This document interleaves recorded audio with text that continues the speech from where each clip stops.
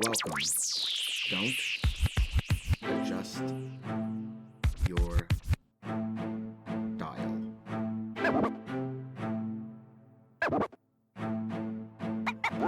Welcome everyone to the Lofi Poli Sci podcast. I'm your host, Michael Pickering. That's right. Low fives and low fidelity, low quality, in your face, messy as can be, global news show. Want to know what's going on in the world today? Let's hit it. Source, Reuters World News. Azerbaijan and Armenia reject talks as Karabakh conflict zone spreads. Things were serious here to begin with, and they're getting worse. Both countries have said no to peace talks, especially while fighting continues. Armenia has accused Turkey of shooting down one of its planes with a fighter jet. Armenia and Azerbaijan have accused each other of firing munitions into each's country, meaning no longer is fighting being held into the Nagorno-Karabakh zone, but rather it's escalating. Russia typically sides with Armenia, Turkey typically with Azerbaijan. The UN Security Council met and along with the Secretary General have called for immediate de-escalation of the fighting. There's a lot more details to this story. I can't list them all in a 5-minute cast. Start reading up on this, Lo-Fi Nation. Send me your thoughts, send me your questions. We'll update you as we know more. Next up, source, BBC News, India section. Amnesty International to halt India operations. Now this is a story ripe for Messy Monday that just happened to fall on a Tuesday. First off, let's refresh everyone's memory real quick. Amnesty International is an international organization with one major concern: ensuring people's human rights everywhere in the world.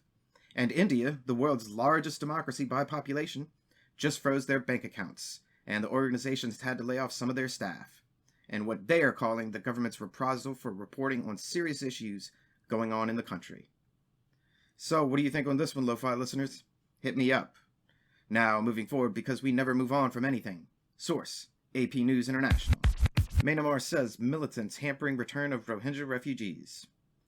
It's been 3 years that this has been going on, so let's do another bit of a refresher for you. In 2017, the government of Myanmar began what most observers label blatant crimes against humanity and genocide as it used its military to force out somewhere around 700,000 people who were ethnically called Rohingya. At that time, it was stated that the government did so because they were responding to insurgency attacks. Now they are claiming those same insurgency groups, 3 years later, are what's keeping the government from allowing those 700,000 people back into the country. This was at the UN General Assembly, and Bangladesh's government, where the 700,000 people have been for the past 3 years, well, they called bullshit, and said the UN should be allowed to further investigate the situation. 3 years, United Nations. We've been watching for 3 years.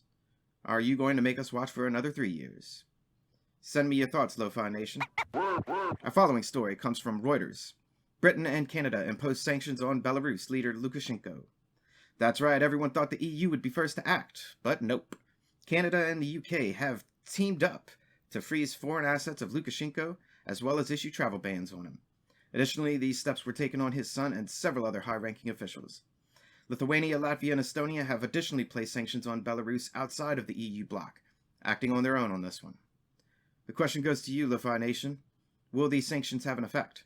And if so, what will that effect be? And a last piece of news to send you on your way for the day. Source, BBC News, Tech section. Amazon One, Palm scanner launched for secure payments. Whoa, Amazon, what you got going on here? Are we talking about biometric payment options at your favorite mall shops? Well, let's see what you mean. 2 shops in Seattle, Washington will be the first to try this new tech out.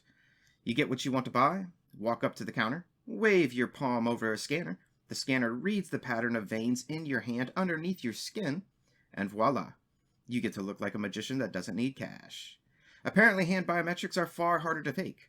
And before you ask, of course your biometric data will be safe with Amazon. They're going to store it in the cloud, and you can delete it any time you want. Wow. Thank you, Amazon. You're so thoughtful. I'll be interested to see how this plays out for sure. And that's a brief snapshot of what's going on in the world today. Stay tuned for tomorrow's episode of Lo-Fi Global News. Always remember that Lofi Poli Sci is more than just me. It's the we that we be. Write in with questions or comments to lofipolisci@planetmail.com. Thanks for listening. Stay safe. Wash those hands. And I'll see you on the next episode of the Lofi Poli Sci podcast. Pickering, signing off.